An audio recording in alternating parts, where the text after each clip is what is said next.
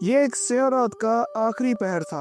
बाबल के बुलंद पहाड़ों में एक गार मौजूद था। इस गार के मुंह को पत्थर से बंद किया हुआ था, लेकिन अचानक पत्थर अपनी जगह से हिलने लगा और एक साइड हो गया और इसके अंदर से एक रोशन चेहरे वाला नूरानी बच्चा बाहर आया। हर तरफ गहरा अंधेरा था, सन्नाटा छाया हुआ था। बच्चे ने जब आसमान की तरफ देखा जहाँ बहुत ज्यादा सितारे चमक रहे थे, इसके मासूम ज़हन में सवाल पैदा हुआ, क्या यही मेरा खुदा है? जब सितारे चुप गए तो वो मायूस होकर वापस गार के अंदर चला गया। ये बच्चा कौन था? ये गार में क्यों था? और ये बड़ा होकर दुनिया के सबसे बड़े जालिम बादशाह की तबाही का बाइस कैसे बनेगा? बाबिल पर एक जालिम बादशाह हुक्मरानी करता था जिसका नाम नमरूद था, जो न सिर्फ खुद को खुदा कहलवाता था बल्कि लोगों को मजबूर करता था कि वो इसकी इबादत करें, इसके आगे सर झुकाएं। इसका महल कीमती पत्थरों और बुतों से भरा हुआ था, जहाँ हर वक्त लोग झुक कर इसकी पूजा करते थे। बाबिल के लोग सिर्फ बुतों की ही नहीं बल्कि चांद, सूरज और सितारों की भी इबादत करते थे। नमरूद ने अपनी सल्तनत में 400 साल तक हुक्मरानी की। इसकी सल्तनत मशरिक से मगरिब तक फैली हुई थी और इन पर इसका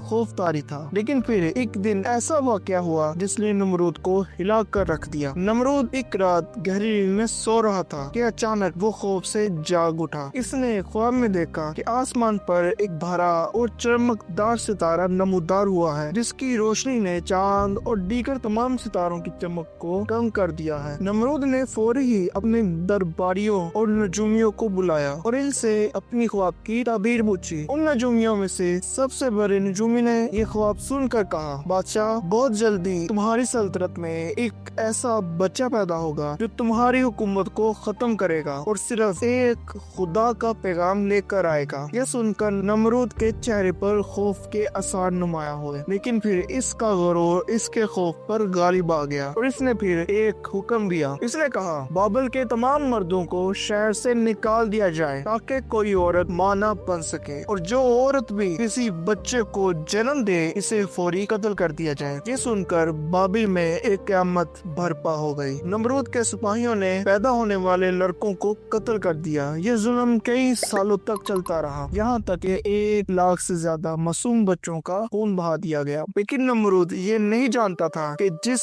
बच्चे से वो खौफजदा था, इसकी पैदाइश का इंतजाम खुद अल्लाह तबारक व तआला ने कर दिया था। इन्हीं दिनों में बाबिल में एक नेक शख्स अजर अपनी बीवी नोना के साथ रहता था। नोना उम्मीद से थी, मगर अल्लाह की कुदरत से इनकी हमल की कोई इलामत जाहिर नहीं हुई, जिसकी वजह से नमरूद के सिपाहियों से इनकी पहचान न हो सकी। जब पैदाइश का वक्त करीब आया तो अजर ने अपनी बीवी को एक खुफिया गार में छुपा दिया, जहाँ एक मुकद्दस रात को हजरत इब्राहिम अलैहिस्सलाम की विलादत हुई। हजरत इब्राहिम अलैहिस्सलाम की वालदा ने इन्हें अपने गले लगाया और अल्लाह से दुआ की, या अल्लाह, मैं अपने बच्चे को तेरी सुपुर्द करती हूँ, तू ही इसकी हिफाजत करना। फिर वो गार का मुंह बंद करके वहाँ से चली गयी। जब हजरत इब्राहिम अलैहिस्सलाम की वालदा सुबह अपने बेटे को देखने के लिए आई तो इन्होंने एक अजीब मंजर देखा। छोटे इब्राहिम अपने अंगूठे से दूध चूस रहे थे। ये अल्लाह का एक मौजज़ा था कि गार में फरिश्ते खुद इनकी परवरिश कर रहे थे।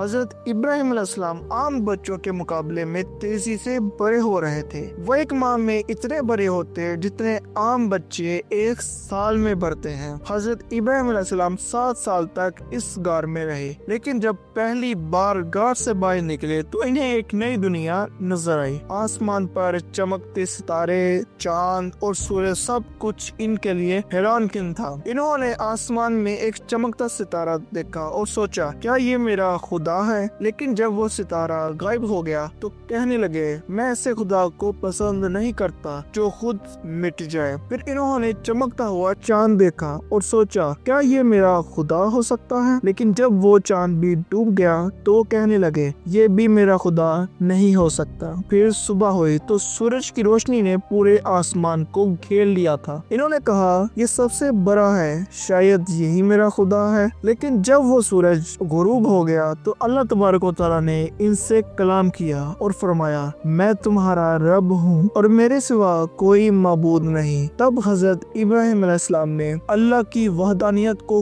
कबूल कर लिया और अल्लाह के नबी बन गए। अब हजरत इब्राहिम अलैहिस्सलाम बाबिल वापस आए और नमरूद के खिलाफ کھل کر اللہ کا پیغام پہنچانے لگے۔ انہوں نے بابل کے لوگوں کو بتایا کہ بت پرستی گناہ ہے، کفر ہے اور صرف اللہ ہی عبادت کے لائق ہے۔ یہ سن کر نمرود غصے سے بھڑک اٹھا اور حضرت ابراہیم علیہ السلام کو آگ میں جلانے کا حکم دے دیا، لیکن اللہ نے آگ کو حکم دیا، اے آگ ابراہیم کے لیے ٹھنڈا ہو جا، اور آگ نے ان کا کچھ نہیں بگاڑا۔ نمرود کو اب بھی اپنی طاقت پر غرور تھا، لیکن پھر اللہ نے ایک چھوٹے مچھر کے ذریعے اس کا خاتمہ کر دیا۔ یہ مچھر نمرود کے ناک میں داخل ہوا اور سالوں تک اس کے دماغ میں چبھتا رہا، یہاں تک کہ وہ اس تکلیف سے تڑپ تڑپ کے مر گیا۔